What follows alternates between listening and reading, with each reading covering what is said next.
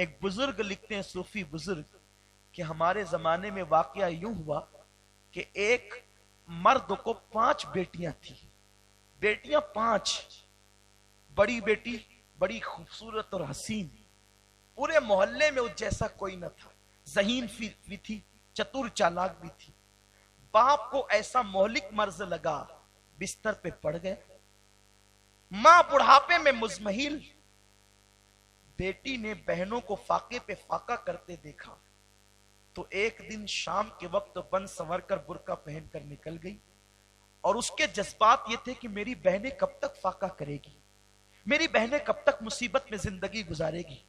باپ درد سے رات رات پر سسکتا ہے، لوگوں سے بھیک مانگ مانگ کے تھک گئے ہیں، لیکن کوئی مسلمان ہماری مدد کے لیے تیار نہیں۔ آخرکار بوڑھے باپ کا علاج، بہنوں کے لیے پیٹ کی آگ بجھانے کا سامان اب کس طرح ہوگا؟ تو اس نے فیصلہ کیا، آج میں اس جگہ جا کر کے بیٹھوں گی جہاں شہر کی اوباش اور فاحشہ عورتیں اپنی آبرو اور اپنے جسم کو فروخت کرنے کے لیے بیٹھتی ہیں۔ وہ شام کو نکلی حالات کی ماری، اور نکلنے کے بعد اس نے وہاں جا کر کے برقع اتار دیا اور بے پردہ ہو کر کے بیٹھ گئی۔ شام سے لے کر رات دیر گئے تک بیٹھی رہی، لیکن اس کے بعد جب رات دیر گئے وہ گھر پہ آئی تو باپ کے قدموں کے قریب بیٹھ کر اور ماں کے قدموں کے قریب بیٹھ کر کے رونے لگی۔ ماں باپ نے پوچھا، میری شریف بیٹی ہوا کیا؟ بیٹی نے کہا، کرنے گئی تھی لیکن کچھ نہیں ہوا، پہلے آپ لوگ مجھے معاف کریں، اس کے بعد داستان سناؤں گی۔ ماں باپ نے کہا، بیٹیا ہم نے تجھے معاف کیا، بتا بات کیا ہے؟ بیٹی نے کہا، ابا اماں بات یہ ہے، 4 بہنوں کی فاقہ کشی مجھ سے دیکھی نہ گئی، باپ کا راتوں کو سسکنا مجھ سے دیکھا نہ گیا، باپ کے علاج کے پیسوں کے لیے اور بہنوں کی بھوک کو مٹانے کے لیے میں نے فیصلہ کیا تھا، شہر کی عورتیں جہاں آبرو فروخت کرتی ہے اور جسم بیچتی ہے میں بھی وہاں جاؤں گی، جب کوئی شوقین آئے گا تو بہت زیادہ میں مطالبہ رکھوں گی، اور اس کے بعد ڈھیر سارے پیسے لے کر اپنے باپ کے علاج کا سامان کروں گی، بہنوں کی بھوک کا ازالہ کروں گی۔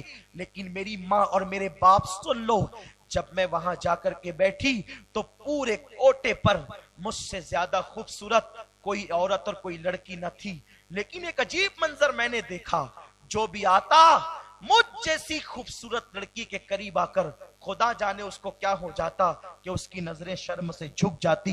مجھ سے کم حسن والی لڑکیاں وہاں تھی، لوگ ان کا ہاتھ پکڑ پکڑ کر سودے کرتے تھے اور لے کر کے جاتے تھے، میرے حسن کے قریب آنے والا اپنی پلکیں جھکا دیتا اور ادب کے ساتھ گزر جاتا، خدا جانے وہ کیا تھا میں سمجھ نہ سکی۔ آدھی رات تک کے بیٹھی رہی، آنے والے آتے رہے، بازار کی رونقیں ختم ہو گئی، مجھ سے کم حسن والیوں کو لوگ لے کر کے گئے، مجھے لے کر نہ گئے، بلکہ میری طرف کسی نے دیکھا بھی نہیں۔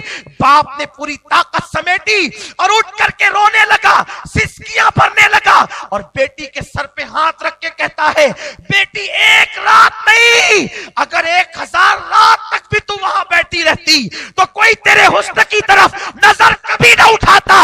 ارے کیسے اٹھاتا؟ کیونکہ میرے رسول نے کہا، کما تدین تدان، تم جیسا کرو گے تمہارے ساتھ ویسے ہی ہوگا۔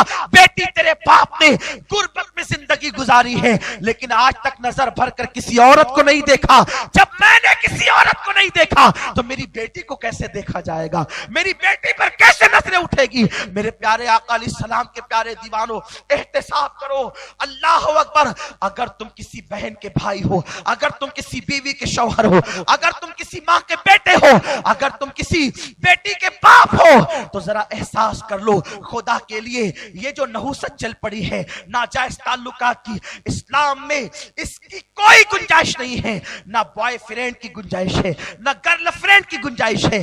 رات کسی کے بستر پر زنا، نرم گدوں پر زنا کرنے سے پہلے لوگوں کو قبر کی پہلی رات بھی تو سوچنا چاہیے۔